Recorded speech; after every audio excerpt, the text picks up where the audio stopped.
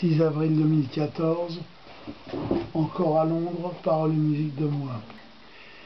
J'ai connu la sombre beauté de Londres à l'heure des chemins de fer, avant qu'on ne lui ait ôté son ombre dont on savait que faire.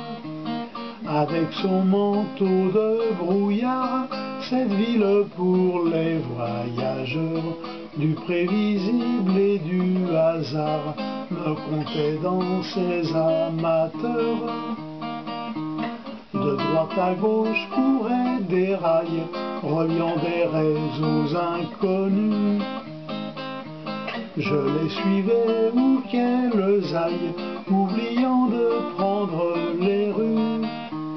À l'approche des gares et de leur extraterritorialité, je mettais mes pendules à l'heure de lointaines autres cités. Debout sur le quai à Clapham, je voyais passer les deux classes, des voitures d'embranchement en rame pour Dartford et Crystal Palace.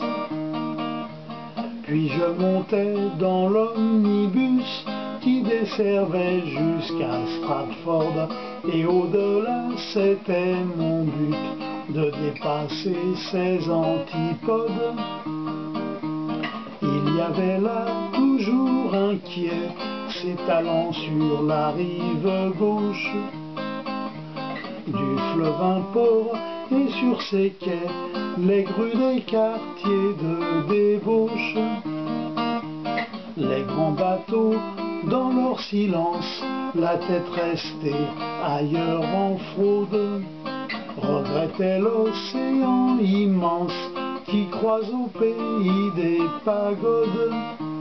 Et au milieu de l'Angleterre, on trouvait là toute la gamme des Assyries à Manchester et des charbons à Birmingham.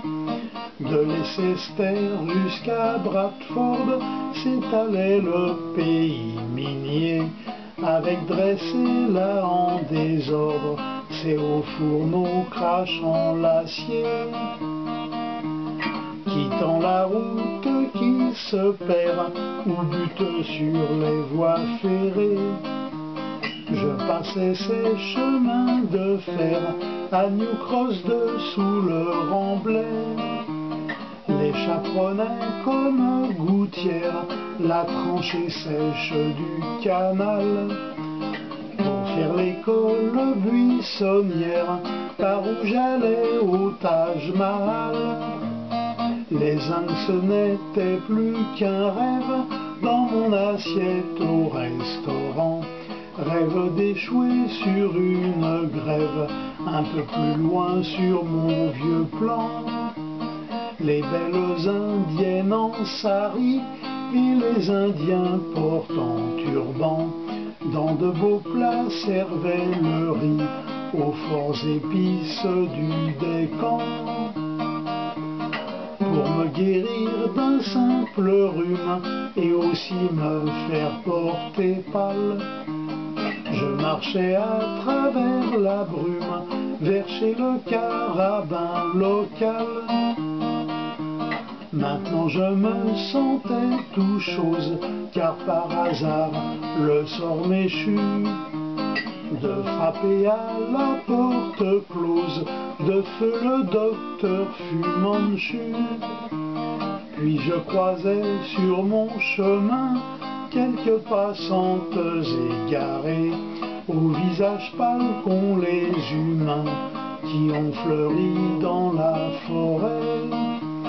Où allaient-elles dans ces friches chez leur professeur de piano, par le méridien de Greenwich, en flânant le long des canaux. Ces petites sœurs dans la misère des rues des Pressiers de l'East End, je les croisais, moi pauvre air, sans savoir leur dire je t'aime. Si le français je parle bien, en anglais je ne sais pas quoi dire.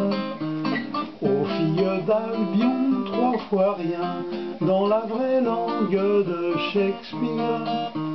Combien de ponts sur la Tamise, jetés en des ans révolus, menaient à des quartiers surprises, de ça je ne me souviens plus.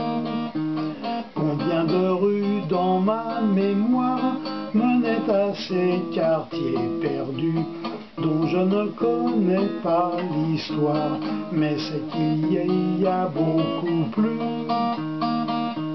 Des rues en avaient plein les cartes et plans plats de spaghettis, qui nous montraient bien d'où elles partent, mais moins bien où elles aboutissent.